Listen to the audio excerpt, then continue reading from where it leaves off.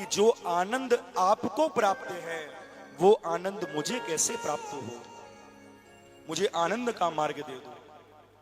तब दत्तात्रेय जी ने यहां 24 गुरुओं की कथा गाई, जिसमें दत्तात्रेय जी बड़ा सुंदर कह रहे हैं कि मैंने अपने जीवन में एक कन्या को अपना गुरु माना।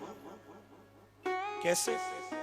कि वो कन्या घर में रह रही है और जब वो युवान हुई तो उसके माँ बाप ने उसका विवाह किया, और विवाह के उपरांत जब वो विदा होने लगी तो वो कन्या रोने लगी, उसकी आंखों में आंसू भर आए। जब वो कन्या रोने लगी तो उस दृश्य को दत्तात्रेय जी ने देखा, तो दत्तात्रेय जी को लगा कि इस कन्या को अपने माँ बाप से दूर होने में कष्ट हो रहा है। दत्तात्रेय जी बीच में कूद पड़े कि बेटी, यदि तुझे तेरे माँ बाप से दूर होने में कष्ट होता है तो मैं यहां खड़ा हूं और मैं देखता हूं कि किसमें ताकत है जो तुझे यहां से ले जाए। तू अपने माँ बाप के संग रहे, मैं तुझे कहता हूं। वो बेटी कहती है कि नहीं महात्मन, अब तो मेरा विवाह हो गया, मैंने अग्नि को साक्षी मानकर इनको अपना पति चुन लिया है। अब तो चाहे जीवन में सुख रहेंगे या दुख रहेंगे, मुझे इनका होकर ही जीना है। दत्तात्रेय जी कहने लगे, बेटी तेरी आंखों में जो आंसू आ रहे हैं फिर ये किस लिए हैं? तो वो बेटी कहती है कि हे महात्मन, ये आंसू तो खुशी के आंसू हैं, क्योंकि जब मैं छोटी थी तब से मैं ये देख रही हूं कि मेरे पिता मेरे लिए धन जोड़ रहे हैं। मेरे पिता धन जोड़ रहे हैं कि जब मेरी बेटी बड़ी होगी तो उसका विवाह मैं कराऊंगा, और आज वो सपना मेरे पिता का साकार हो रहा है।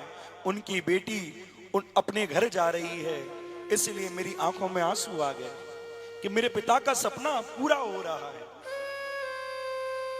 दत्तात्रेय जी ने कहा कि बेटी, जिन माँ बाप ने तुझे पाल पोस कर इतना बड़ा किया, क्या अब उनका तेरे ऊपर कोई अधिकार नहीं बचा?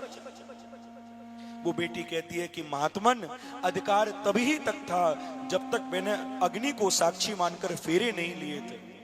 जब आज अग्नि को साक्षी मानकर फेरे लिए तो अब माँ बाप का अधिकार मुझसे खत्म हुआ।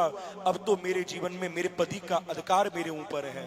अब चाहे ये जैसे रखेंगे मैं इनके संग वैसे ही रहूं। अब मेरा माँ बाप से कोई संबंध नहीं। दत्तात्रेय जी ने ये जब बात सुनी तो दत्तात्रेय जी बड़े प्रसन्न हुए और ताली बजाने लगे, कहने लगे, बेटी तू धन्य है, तू धन्य है। मैं आज ही तुझको अपना गुरु मानता हूं और तुझको अपना गुरु मानकर इसी अग्नि के साथ मैं भी 7 फेरे लूंगा हरि नाम के संग। आज से मेरा भी संबंध मेरे परिवार वालों से नहीं है, मेरे जीवन के सुख दुख सब हरि के हाथों हैं। मैं भी श्री हरि का हो गया। और महाराज दत्तात्रेय जी ने अग्नि के फेरे हरि नाम के संग लिए, वो हरि के हो गए।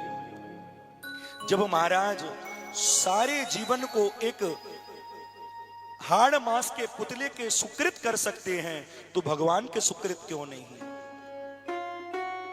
जिसे जानते नहीं, जिसके स्वभाव को जानते नहीं, ये कैसा है कैसा नहीं है कुछ भी नहीं जानते, फिर भी सुख दुख का साथी उसे चुन लेते हैं। जिन बिहारी जी के विषय में इतना सब कुछ जानते हो, फिर उन्हें क्यों नहीं चुन रहे हो? उन्हें क्यों नहीं चुन रहे हो? जिस दिन प्राणी अपने सुख दुख का साथी बिहारी जी को चुन लेगा, मेरे प्यारे, उसी दिन उसके जीवन में सारे दुख खत्म हो जाएंगे और परम आनंद में उसका जीवन व्यतीत होगा।